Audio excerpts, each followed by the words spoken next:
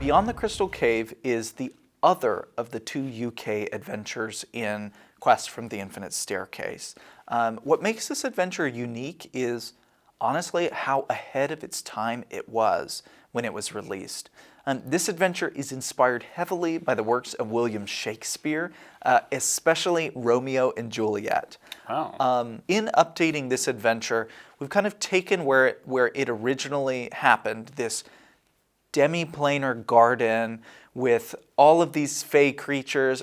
If what I'm saying sounds like the Feywild, that's where it is now. Yeah. It was before the Feywild exists, so we have made the natural choice to place it in the Feywild and keep this as a sort of multiversal adventure path.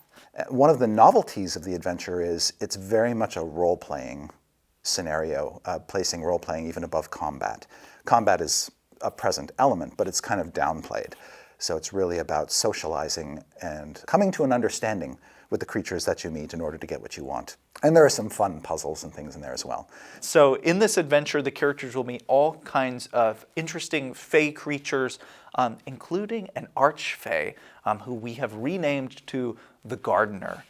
So the Gardener is the archfey whose domain of delight is the eternal garden. The characters in this adventure are sent to recover these two young paramours who have absconded in the wake of their parents not approving of their union.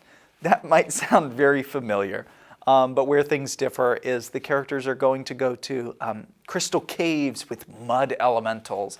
They will wander into this Feywild garden where you might find talking anthropomorphic animals like a badger fretting over the arrival of its in-laws, or a chimera that likes to frighten denizens of the gardens with flips and intimidating tricks, and perhaps one of the new creatures to this book, which is the bark burr, which is a horrifying plant creature that can lignify you, which means you become a tree. Oh, Turns you into a tree. Well, who doesn't want to be a tree? You just want to be a tree. Then someone might chop you down. Someone might chop you down. If there's one certainty in life, Todd, it's that somebody's going to try and cut you down, especially if you're a tree.